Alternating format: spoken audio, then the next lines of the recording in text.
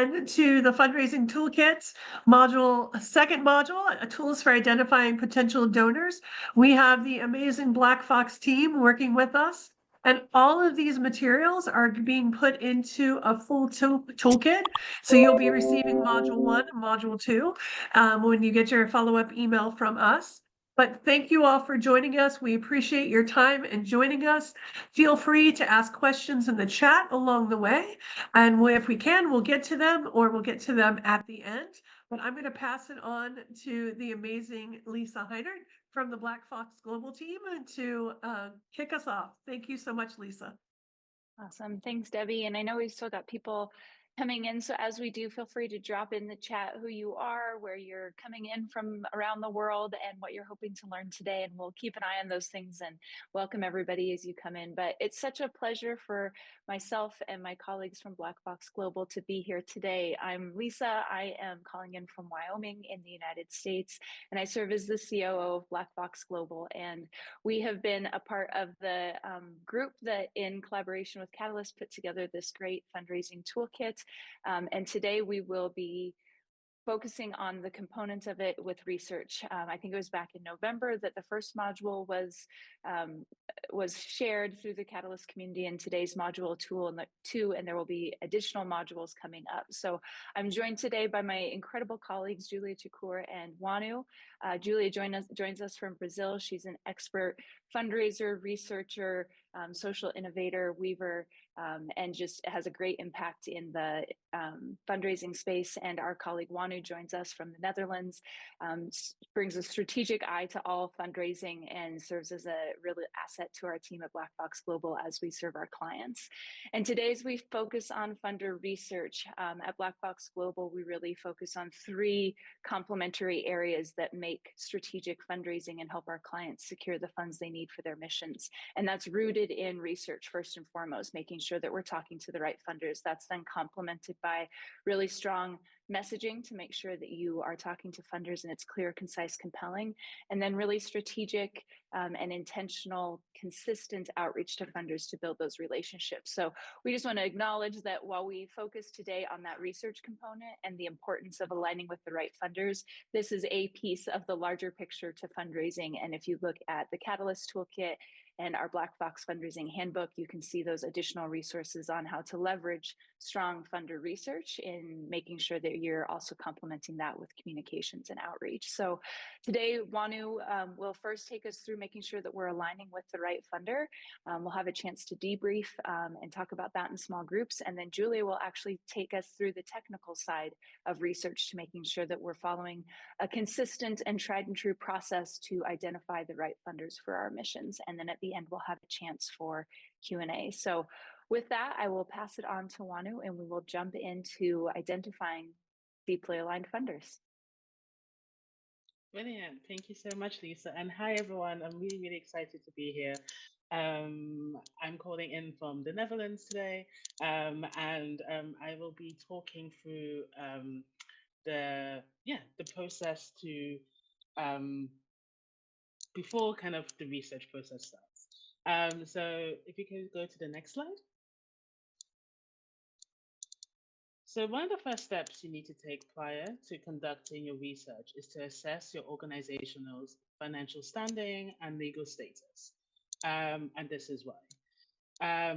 Your organizational budget is really, really important to firstly assess kind of the funding restrictions that may appear based on your organizational budget. So many funders, for example, have a specific budget requirements. So, for example, they may have a minimum budget that your organization needs to have before they can fund you. So some foundations may only support you if you have a certain level of operating income, indicating a degree of stability and sustainability. On the other end, they may only fund organizations with a maximum capped annual budget.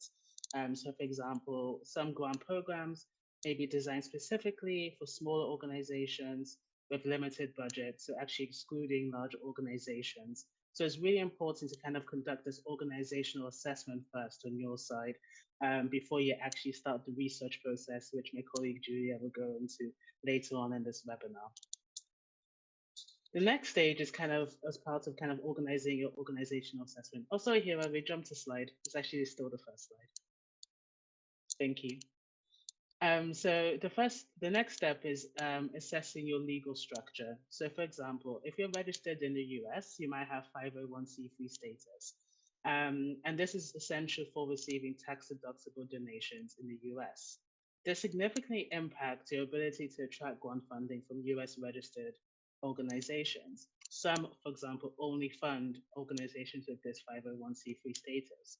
However, many also fund those that have what we call equivalency status if you do not have this 501c3 status. So actually, what is equivalency status?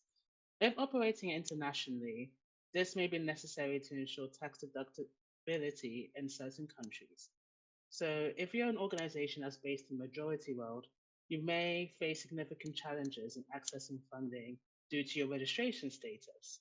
This is because some funding opportunities are only available to registered organizations and not informal community-based organizations or other structures, for example, that are delivering charitable initiatives, but may not be recognized for tax deductibility. The process of registering can be very complex and very time-consuming and also expensive. On the other hand, organizations that may be registered in the global north may have an easier time accessing funding because they're more likely to be registered because they have the resources to navigate this process. This disparity in access to funding can make it very difficult for organizations in the majority world to carry out their work and achieve their goals. Therefore, it is really important to explore funding that can be accessible based on your organizational status and the resources that you have available to you. There are options that can be explored, for example, to do this. For example, you can use a fiscal sponsor as an intermediary of the funds. So they could also be like an implementing partner, for example, that you work with, who can channel the funds on your behalf from the donor.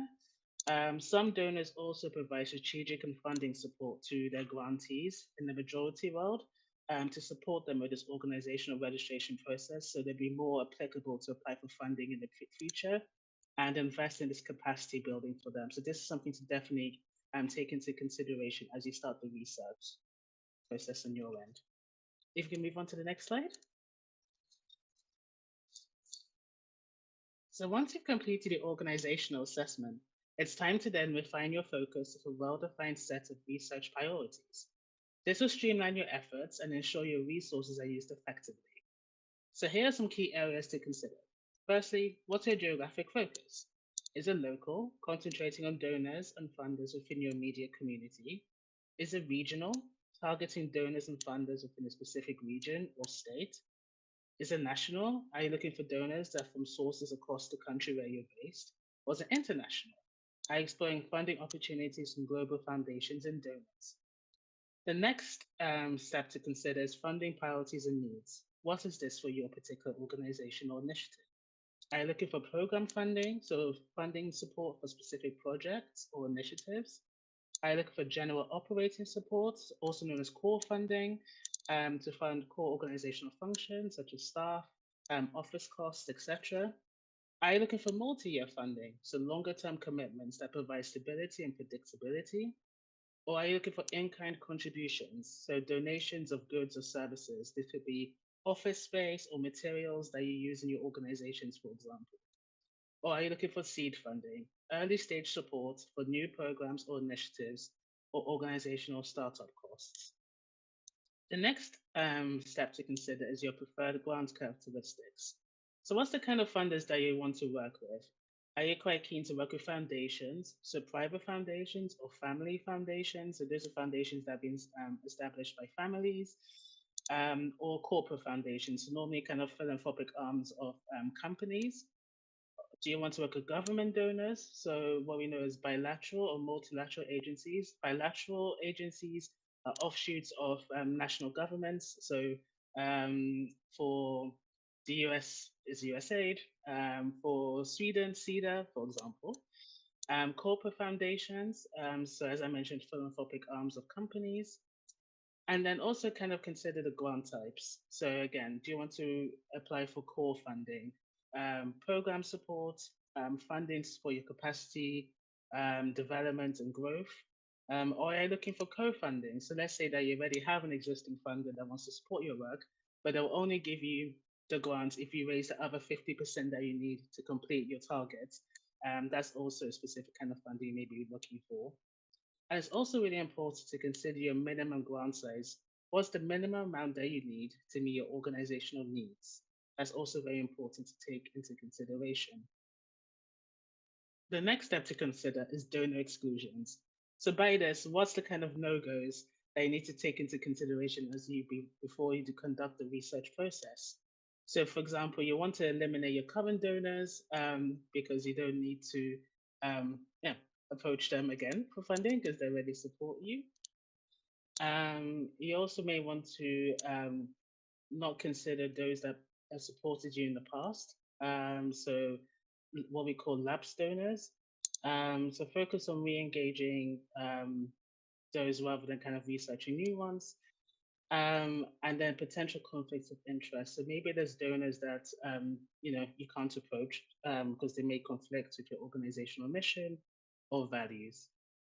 And lastly, it's really important to consider restrictions to type of funders and industries.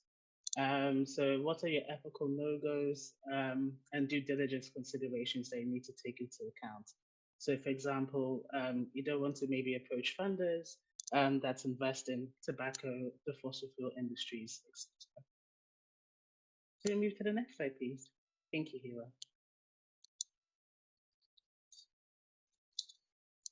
So a key step that you need to undertake when identifying your research priorities is to identify your primary and secondary issue areas. So as part of this, you may wish to consider the following questions. What are your primary thematic priority areas that you focus on as an organization? What other areas does your work impact indirectly, but also achieves impact? So for example, the secondary issue areas that you work on. So it might not be like your primary issue, but actually you um, achieve positive social impact through that way as well. I'll provide a more detailed example shortly in relation to that. Who are your target groups? So direct and indirect. And what are the age ranges and demographics of your target groups? So an example to kind of put this into context is it could be an organization focused on providing water sanitation, hygiene, wash facilities in rural African communities, but you may also have broader impacts. So, for example, your intervention could increase school attendance, particularly for girls who no longer need to miss school to fetch water from long distances. Health outcomes in the community may also improve due to reduction of waterborne diseases because there's improved facilities. And access to water can boost their incomes by supporting livelihood development and so on. So in this example, your primary focus area is WASH. However, your work also touches on areas such as education, health, and livelihood development. So here you've identified both your primary and secondary focus areas that allows you to kind of expand the potential prospects that you may want to identify that can fund your work. Uh, So we're going to use this as the exercise for you all to participate in as part of our breakout room discussion. So can you identify your organization's primary and secondary issue areas, focusing on these questions that we provided? So what's your primary thematic area? What's your secondary area? Who are your target groups? And what are the age demographics of your target groups? And I think actually answering these questions for yourself can really help you kind of put into context your research parameters. So perhaps you can move into the session.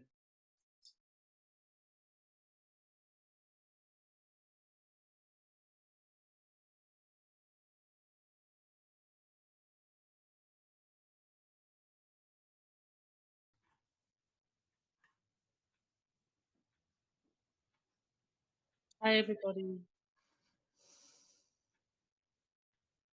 Welcome back, everyone.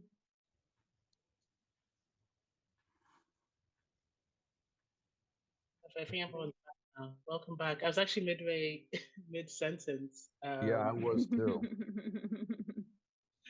Um,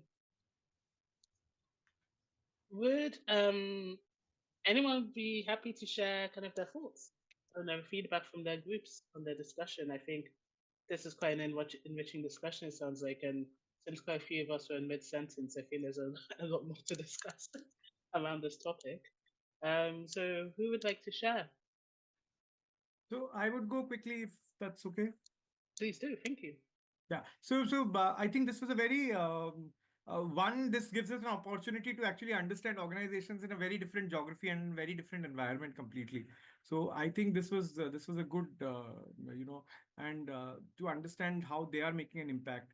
I come from India. I am Nipun Kaushik from India. Development Alternatives is the organization that I come from. So yeah. So that was my experience very quickly. Yes, this was good. Wonu, I'll Thank hop you, in from Nicole. our group. Yeah, Wanu, please do, Lisa. I'll hop in from our group. One thing that I noticed is each of our group members, I was with Julia, Jessica, and Michael. It was really exciting to hear them think about how they are framing their own work. And it just reminded me kind of the essence of what you shared with us, Wanu, is really being grounded in who you are as an organization and who the right funder is for you, because I think it's really important as NGO leaders for us to remember that there's two parts of the equation when achieving our missions. We bring the expertise in how to do the work, and funders bring the resources to make that work happen. And so I was just really inspired by our group really being grounded in what they bring to the equation. And I think that's such an important part in the research process of just knowing this is what we bring to the table, and we're going to make sure we're talking to the right funders that are aligned to us. We're not going to twist our mission around or change what we do to meet some funding priorities that don't really align with our values and our mission and our focus. So I was just really motivated and inspired by our group's conversation, and hope everybody kind of leaves this portion of the webinar with that, really solid grounding of who you are as an organization is such an important part of the research process to make sure you're talking to the right funders. So I thank my group for that little dose of inspiration for me this morning. Thank you so much, Lisa. I think it was brilliant. And I think actually that really nicely sums up kind of like the key objective of this discussion. Really kind of identifying who you are as an organization and actually trying to identify partners that really align to your mission and vision, to ensure that you can really kind of develop the partnerships that are aligned for you. So I think that's brilliant. Brenda, I see your hands up. Please go ahead. We had a very diverse group. It tackled a lot of issues and challenges that we had in common.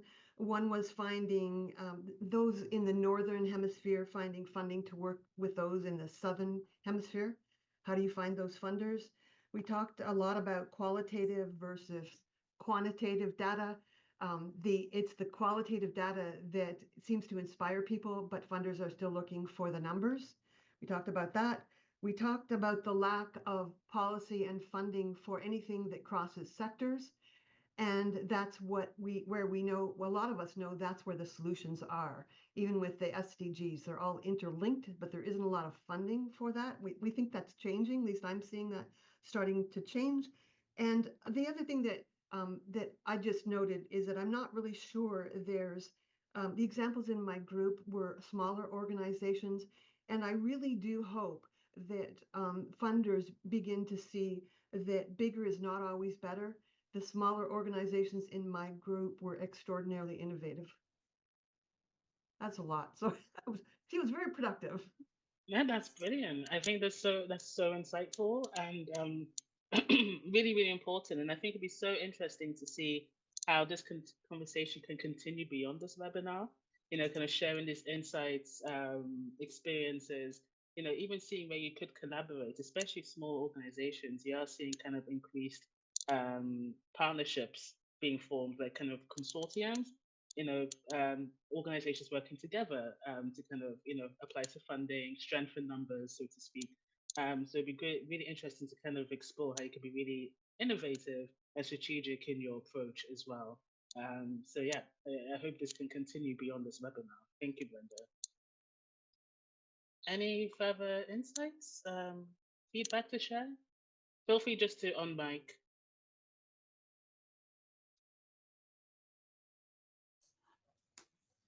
Hi, this is Nidhi here. So in our Hi, group, Nidhi. we had Mohit, Sandra and Salemi, if I'm getting the name right, and Satya.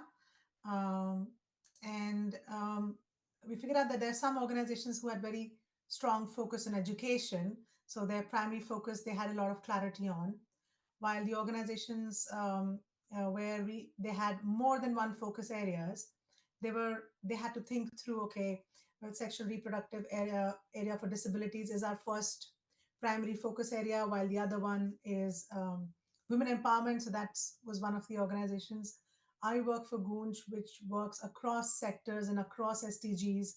So it was a bit challenging for me to pick up, okay, these are, this is the area we work at scale, uh, whether it is material circularity, or it's disaster relief, or it's rural development. So which one should I choose here. as primary? Oh, And you're so sweet. Thank you, Kiki. so that was a tough call for me to decide. So I'll value any inputs coming from any one of you who's joined me as facilitators or co-audience.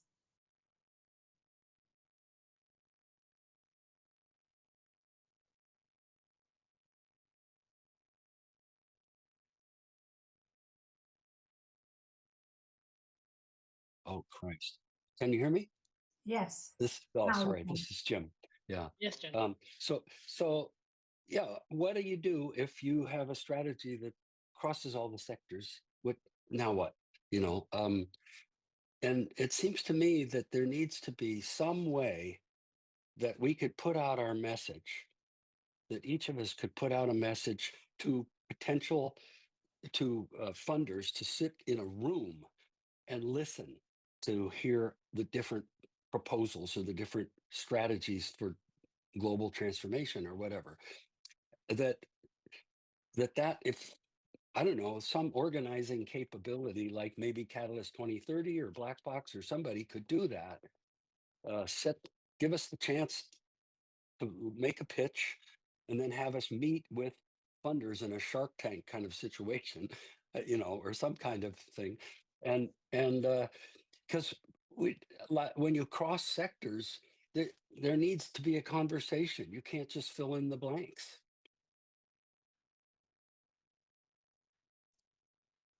Thanks, Jim. And I'll jump in, Nidhi. I wanted to kind of wait and see what collective knowledge there is in the group, which I'm sure there's much more, because there's a lot of brain power in this group. So, we work with a lot of clients who have that as similar issues, that Nidhi, of how do we frame our work when we're so sectional, cross-functional, and that's such an important part. We work with our clients and helping them identify what SDGs they align with, but also recognize SDGs can't set us in silos, because everything intersects with everything else, and that's how the work actually happens in practice. It's not neat and tidy. There's a lot of cross-functionality, and I think one of the things, Nidhi, there's a lot more we could talk about here, but one thing that comes to mind, we mentioned early in the webinar how research is a portion of the larger fundraising strategy.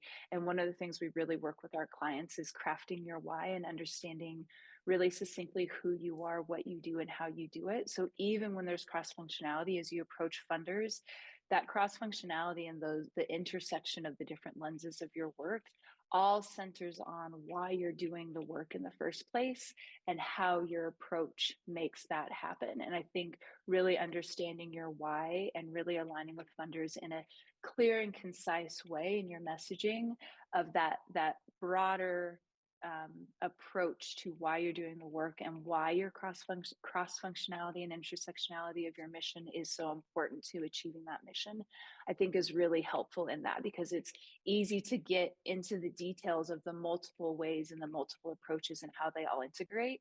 But if you can think through how to distill that down into why that's important and what the essence is, what's that clear, concise statement that you can make about what you do and how you do it, I think that often helps with those more complex approaches that really embrace that cross-functionality. So I'll drop a couple of resources in the chat, and I know there's a lot more we could talk about with that, but that is one thing that comes to mind in our work with clients, of just really centering on how you're communicating your message, because it's hard to not get into all the details because, you know, you are so passionate about what you do and you want to explain everything to everybody, but distilling that down into something that's manageable and digestible for a funder, to get them into the conversation with you. And then you figure out which of those areas of alignment, which of those areas of your work is aligned with them, and then you can really dive into the details there. So I want to make sure that we give time to move into Julia's work. So I'll drop a couple of resources in the chat and would welcome follow-up on that conversation. It's helpful. Perfect. Thank you, Lisa, and thank you, Jim. Really helpful. And thank you, Debbie, for organizing this. We could ask. Thank you so much. Well, thank you everyone for this discussion. I'm really glad that this segment was helpful and really kind of helped you think about through your primary and secondary issue areas, but also kind of more broadly the research process and what that can mean for your organization. So I'll now lead it to my colleague Julia to actually talk through the research process. Thanks, everyone. Thank you, and hello, everyone. I think that all the discussion that was just taking place here, I think it's very relevant, and it also touches a bit on the how do we think about the research process in the first sense, and also, you know, just saying again a bit what Lisa, Wonu, and others were saying here. It's really important, this idea of understanding who you are and finding the right fit funders. So as Brenda really well put in her contribution, it's there is trends in the sector and there are things that are happening, and there are funders sometimes that are interested in this cross functionality and this cross intersectional work. So how can you identify those funders, and how can you see if they are aligned in values, you know, with your organization? So let's jump right into this slide here. Really, you know, how do you start? As I was saying, you know, I always recommend, if you are just starting out, or if you are looking for a refresh to your pipeline, I always recommend following sector trends and insights. That helps you learn the language of the sector if you're just starting out, and also gain insights into player dynamics and trends. That also helps you within the communication. I was just commenting this to Lisa and Wonu just before this section.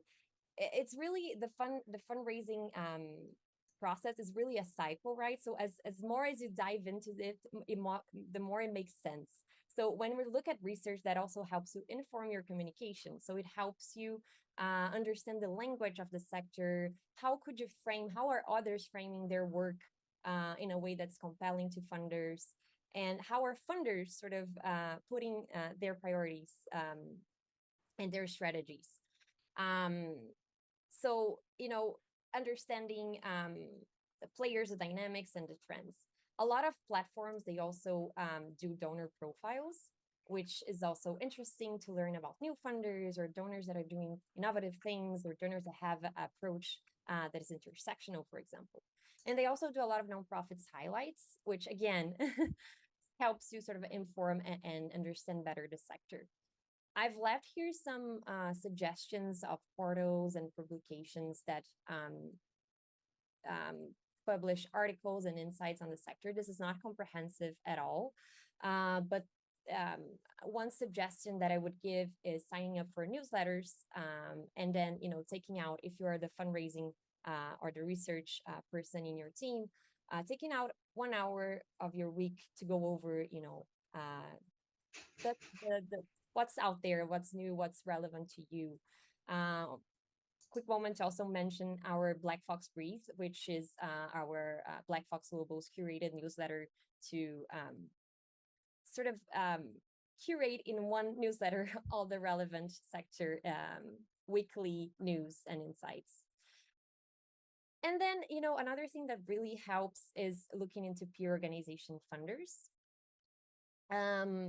When you identify funder organizations that are doing things similarly to you or are working in the same geography, and you see who's funding them, that's a good indicator that that funder could also be interested in the type of work that you are doing. Connecting to our discussion on primary and secondary thematic areas, I think it's great to look into primary areas. So for example, you are, we were talking in our group about food security. So you work with agribusiness. So that's your primary issue area. But for example, how does that touches in to health outcomes? How does that touches into climate, for example? Are there funders also interested in this? And are there organizations in your space working in climate or gender or something that also relates to your problem? Also look into their funders and try to have a refreshed look into possibilities. Then the other point here is convenings and webinars. And that's, of course, there are a lot of convenings and events taking place both in person and online. Even if you can't attend those, looking into the speakers and the attendees could also be very helpful to add names to your pipeline. So if you are, for example, a children's rights organization in Africa, you could look at human rights convenings in Africa, or you could look at global children's rights conferences. Just a quick Google search would probably help you find a bit of insights into convenings and webinars, and therefore funders participating in those. And I also wanted to mention open grants and donor databases. This, unfortunately, in most cases are paid databases, and this can be helpful, and it's not the only path, but really our hope for this webinar is passing across that more important than having a list of donors in front of you is understanding who are the right fit funders for you, right? So understanding what do you need to really look for in those funders, and to be able to define what we like to call at Black Fox deeply aligned funders. So the next step is, of course, identifying what is the funder fit. To do that, we suggest looking into some initial areas. So for example, general overview.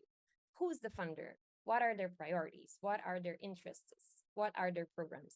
What's the geographic they're working in? Does it align with yours? What's the type of organization they are funding? Or if they have any eligibility requirements, as Wonu very well put at the beginning of this webinar, you know, does my organization fit into what they are looking for in terms of size, registration, leadership? What's their giving capacity? Does it align with my minimum grant amount? And of course, what are their values? You know, so are they an intersectional, for example, funder, and that's what I'm interested in? Are they on my exclusions list, as Wonu well put? You know, are they connected to an industry I don't want to work with? So all of this is what I would initially look at. And then, of course, the next great question is, how do you actually find this information, right? So here, if you could just pass it to the next slide, please. So this is just some suggestions that I leave here. I would recommend checking the funder website. So let's start with the hypothetical scenario here, right? You went into you know a peer organization that works in the same context as you. You went into their website. You're looking for who funds them. You found on their main page that they are funded by 2 foundations. So, okay, let me go into this foundation website and see if they could be a funder for me, right? So the first thing is looking at the funder website. Look for their About Us page, programs, FAQ if they do have, how to apply. This is all very straightforward if the funder does have it, right? So if the funder has a website, try to find that information in the website.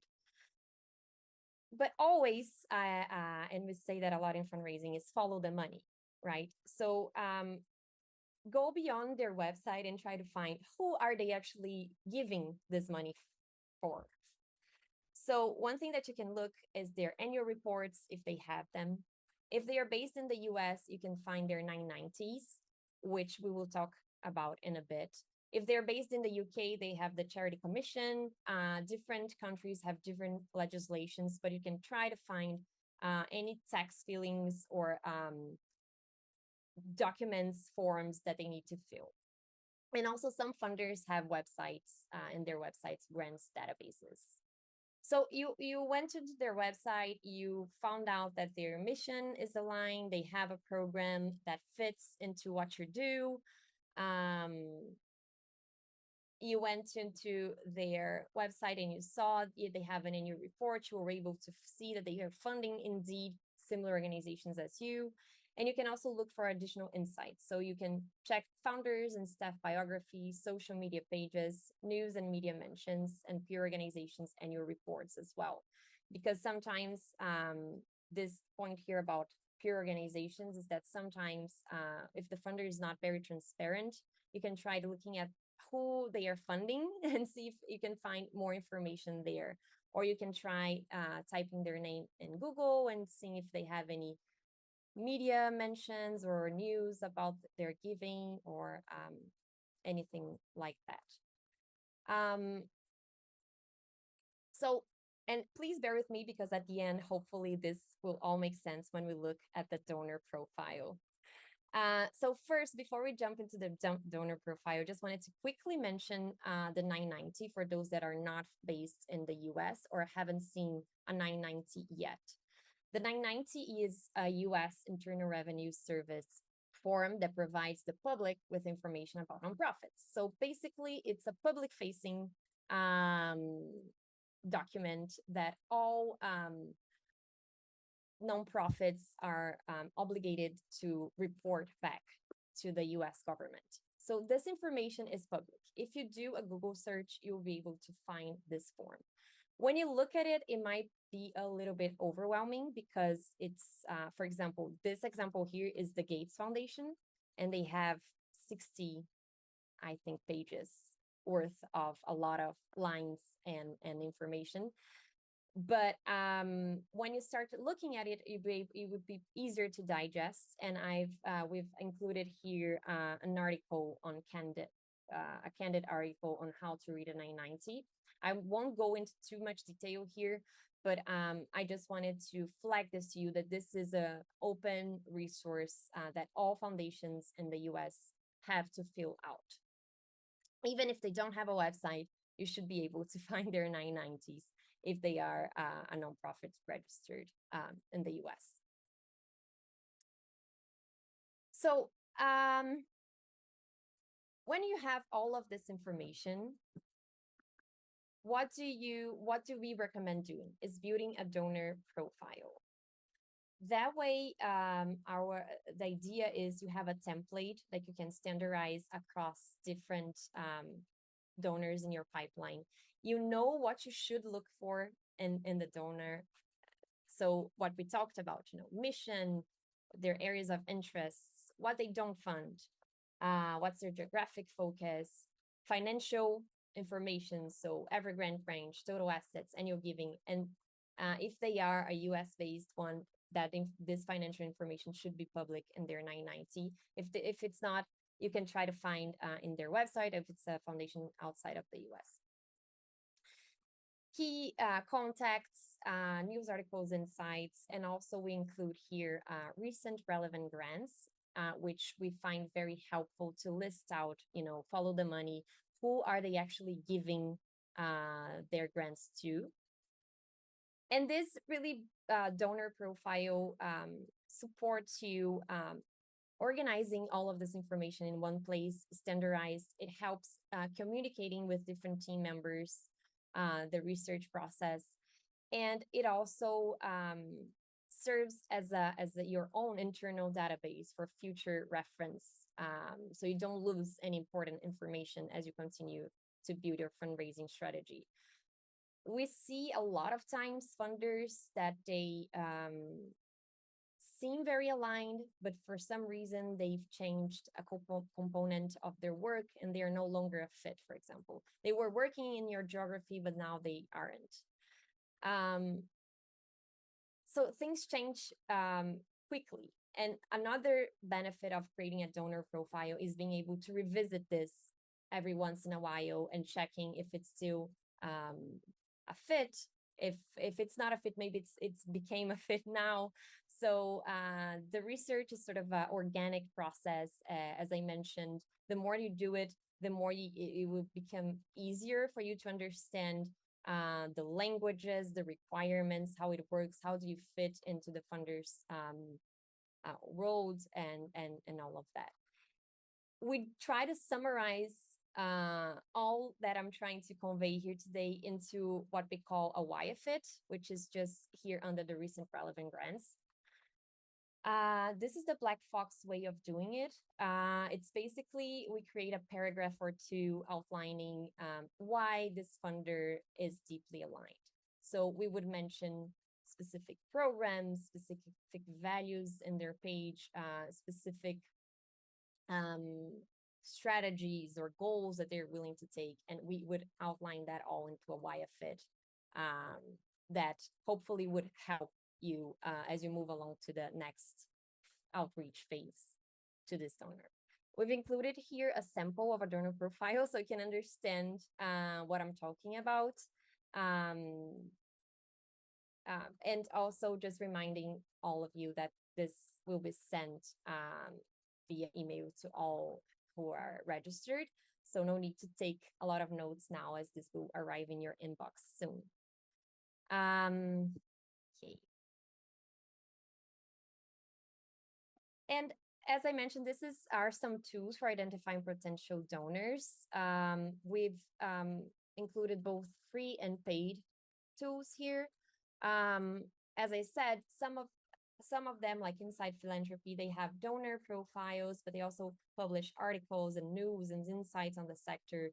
Some of them here, like Funds for NGO, they are a page that posts open grants regularly. So there are tools that you can use to support you, but I'll always remember that the key here is to find funders that are deeply aligned with you.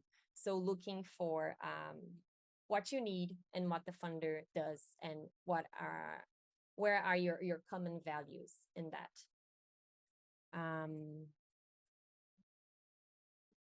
So we will open to questions later, I think, Lisa, don't know. Yes, okay. So I'll pass it along to my colleague, Lisa. Thank you.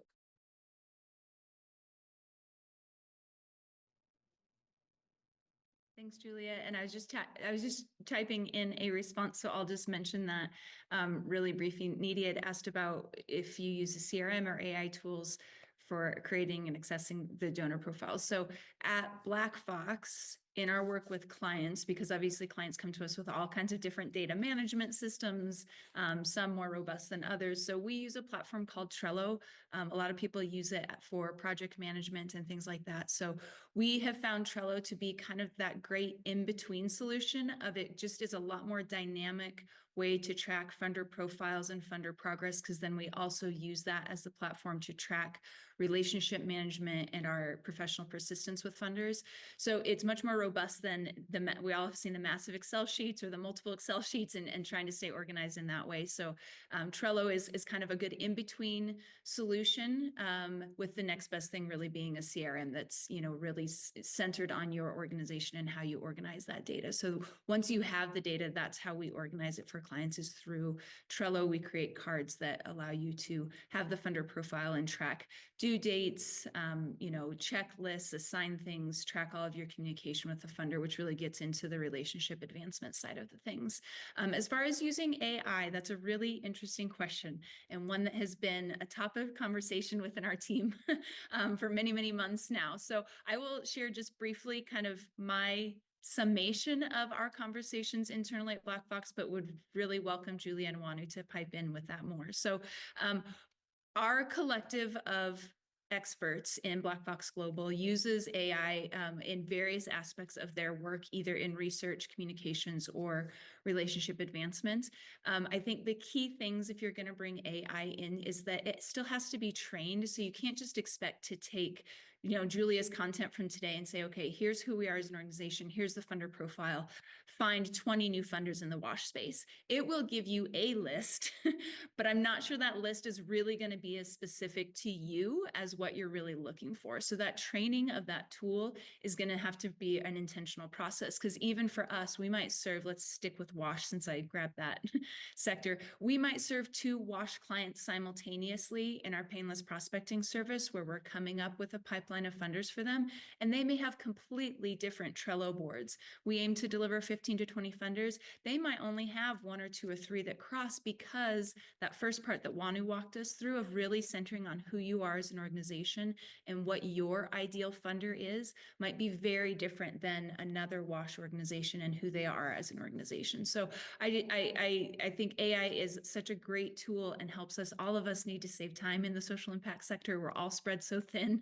And so these tools that can help us save time are such a valuable asset, but they just have to be used with the caveat of there still has to be that human component of making sure the tool is really getting you what you need. So Julia is my go-to person on all things technical and stuff like that. So Julia, do you have anything else you would add about how we are using AI at Black Fox, and or what your advice might be specific to research and how to leverage those tools but use them responsibly to make sure your organization is getting what you need? Yeah, thank you. I think you gave a very good overview. I do think that I agree that AI is helpful. It still does. It still has a lot of errors when it comes to research, as who has tried it out must have found that out by themselves. So that human component is really helpful.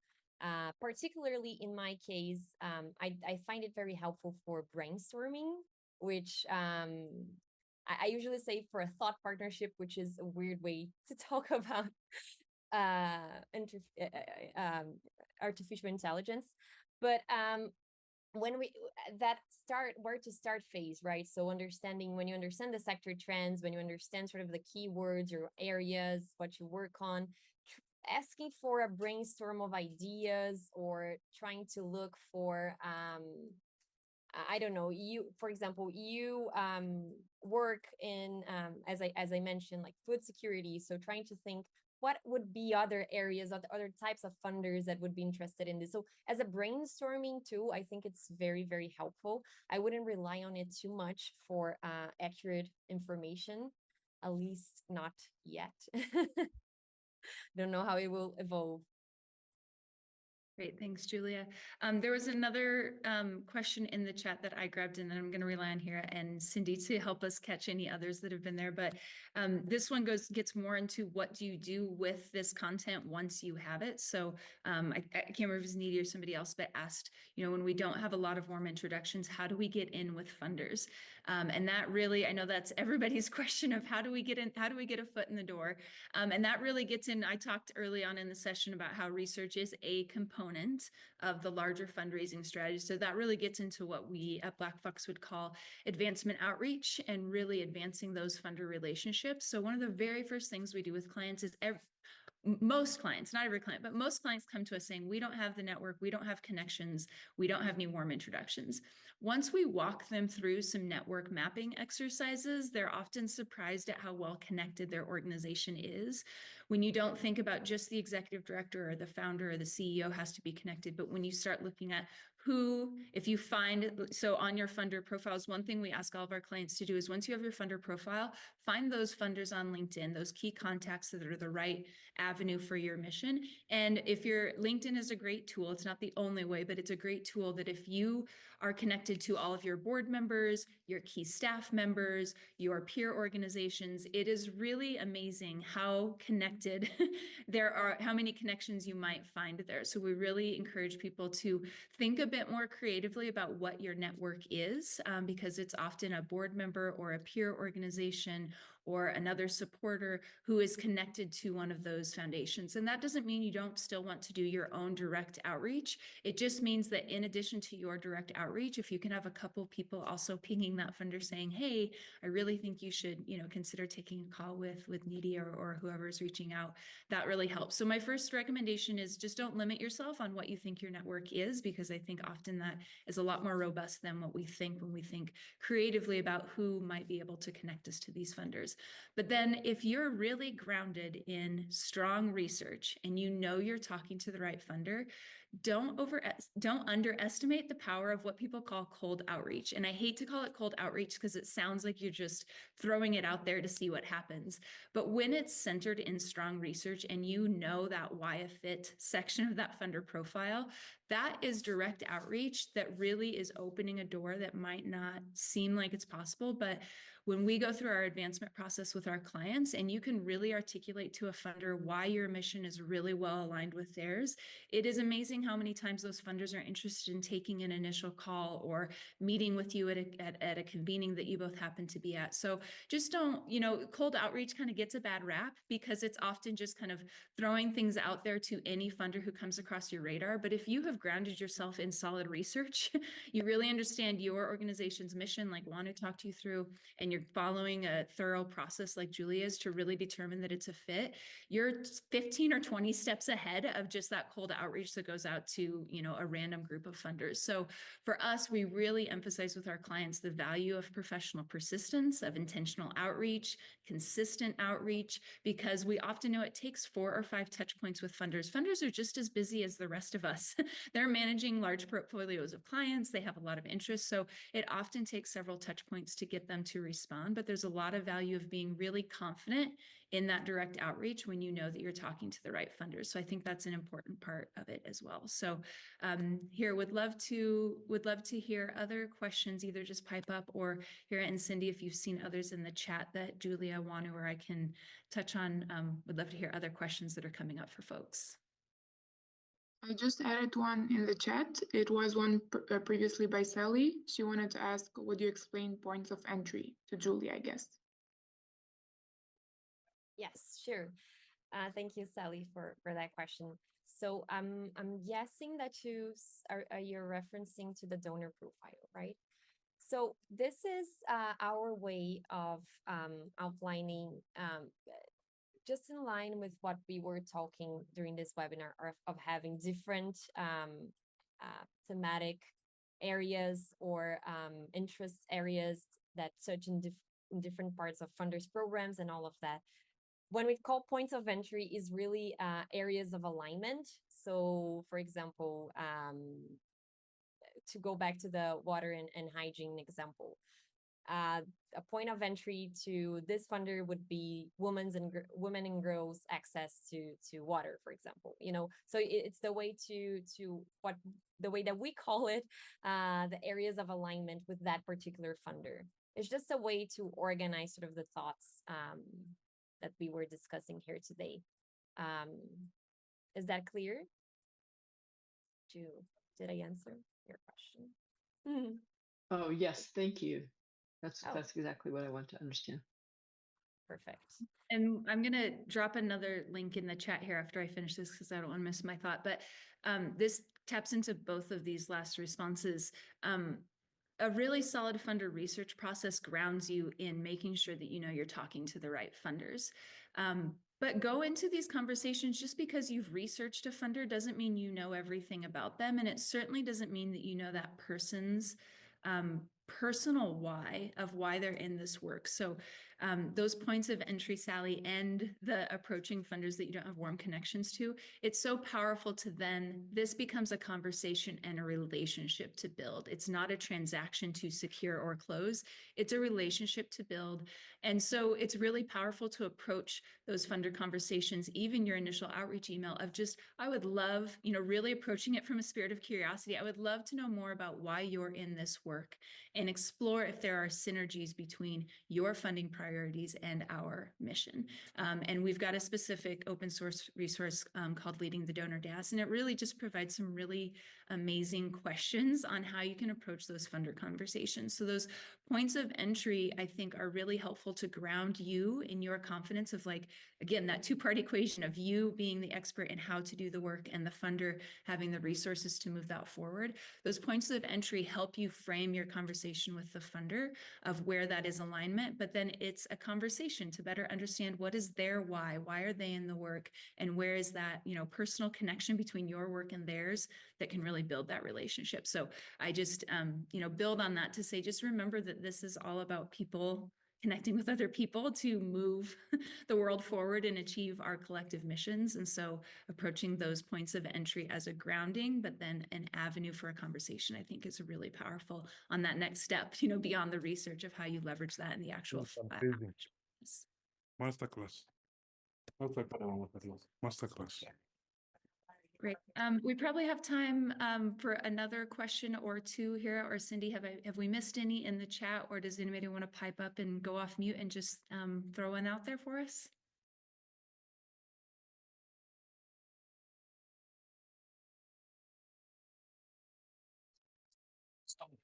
This is Jim again. If it really seems like there's this missing opportunity, that is there a service out there that Catalyst 2030, Black Box, that can create that forum for funders? Because we live in an interdependent world. I don't think funders can go into an office and say, "Oh, we're interested in health only," and you know, segment themselves into little boxes, and then we have to somehow twist ourselves to fit into those little boxes. There needs to be a conversation. Can you please facilitate or convene that conversation, somebody? What I can share from the Catalyst perspective is that we do have a donor relations group with over 80 donors that join that group.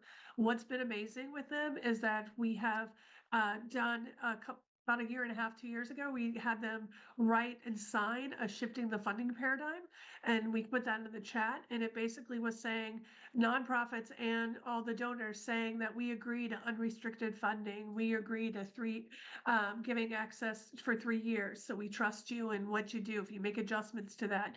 So we had that conversation. What's great about that donor learning group is it's all donors.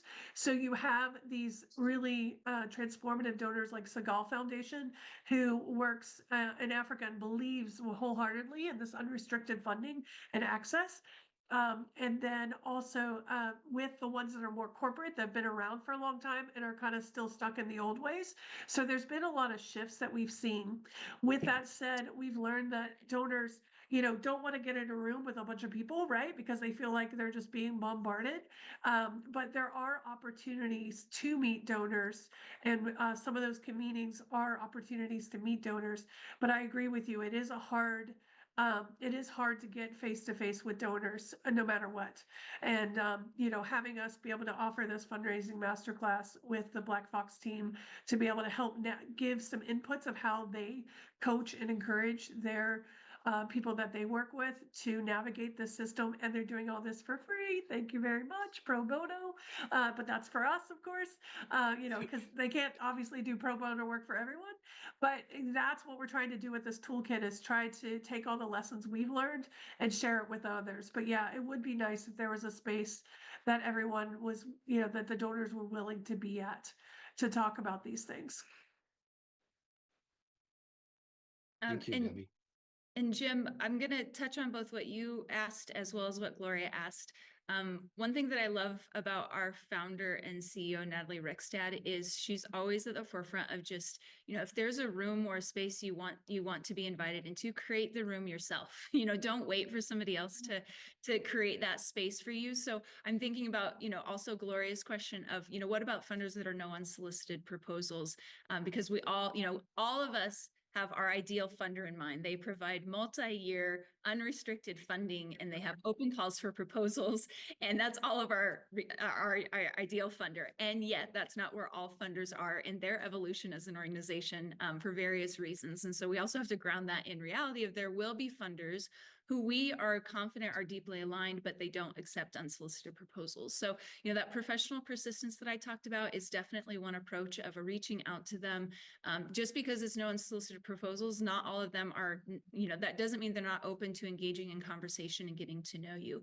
I also think it's really valuable to raise your organization's visibility. So, Jim, to your question, if you're going to be at a key convening, create, a webinar, whether it's virtual or in person, create a webinar, host a session, host a roundtable conversation, whatever that looks like to create that space. Because not only does that create that space for the conversation like Jim's talking about, but it raises your visibility as an organization. It's like, oh, I've gotten 5 emails from Lisa and I've never heard of this person, but then she was also hosting a conversation at Skull World Forum.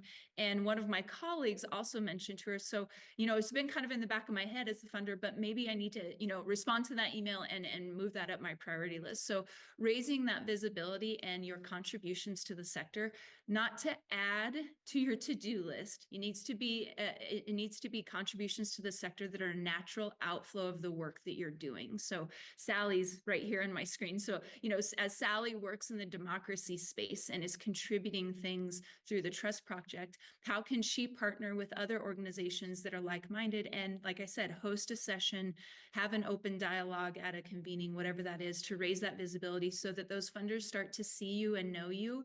But it needs to be a natural outflow of the work you're already doing. You don't want to create additional work. You're already busy and all of that kind of stuff. So I just add that tip of both, creating this space, but also, raising your organization's visibility so that your calls and your emails to funders, you start to become a familiar name and face because they're seeing you in other spaces in the sector. And that can even be through LinkedIn engagement, stuff like that, that doesn't even involve a convening. But if you're staying up to date on sector trends, you're commenting on things on LinkedIn and things like that, that can really raise your visibility so that you're not as much of an unknown factor and can increase the chances of you getting those response rates. I just also wanted to add to what Lisa just said, which is great, is one thing that from a research angle and also more broadly, exists out there, funder groups, as Debbie was saying, so funder affinity groups, networks of funders, things like that. And in a lot of these, they have events or they have online webinars, and some of them open space for organizations to talk.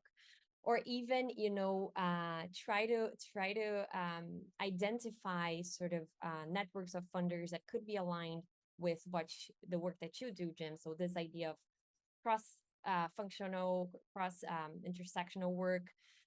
There are funders out there that are interested in this and that they don't even have program areas, for example, because they don't want to limit their funding into silos. So using the research strategies to try to find them, be it through peer organizations who are funding them, networks or groups of funders, and trying to raise awareness also through these means could also be a possibility. One that comes to mind, for example, is Solidaire Network. They have a lot of intersectional and progressive conversations inside their groups, and they do a lot of donor education as well, for example. So this could also be interesting to what you're saying. Thank you. Hey, firstly, thank you, Lisa, Julie, and Wonu for the great information. I'm with Jim as well.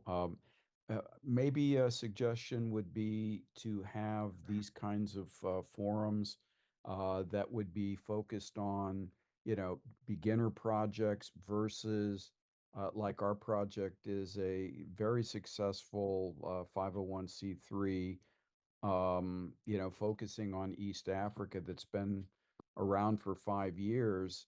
But again, it kind of, we're trying to branch into other areas. We've got great participation from companies that have been, that are in the niche space that we're in. But by being around for 5 years or 6 years, we we've seen a lot of growth areas that we can get into, but when you start trying to go beyond that niche, it's very difficult to get the right people. We've done the research, we've got the success, but if we had programs that were focused, on, companies or NGOs or 501(c)(3)s that have been around for a long time, and how we make that transition beyond that, because I think we've got great proof, great ideas, but, finding, companies that are willing to invest or organizations, it's difficult when you get outside that initial area.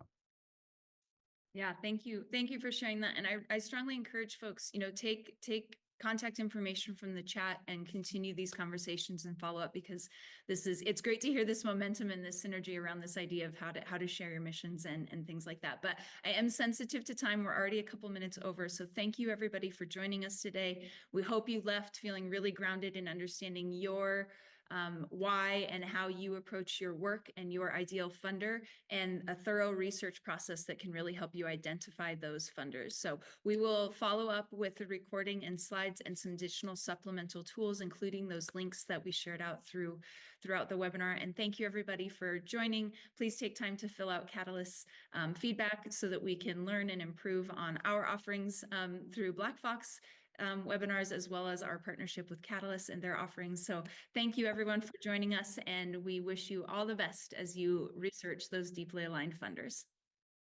Thank you, Lisa. Thank you, Julia. And at Catalyst Now, Thanks so much. super grateful for you and Thank super grateful you. for Bye-bye. everyone who joined. So let's say Thank you all. goodbye in our native languages, as always we do in Catalyst. See ya. Kwaheri. Thank you. Kwaheri. Bye-bye. Ma'asalama. Bye. Au revoir. Email out. Edema. Bye. Ulolane. Yes. Kachi bono.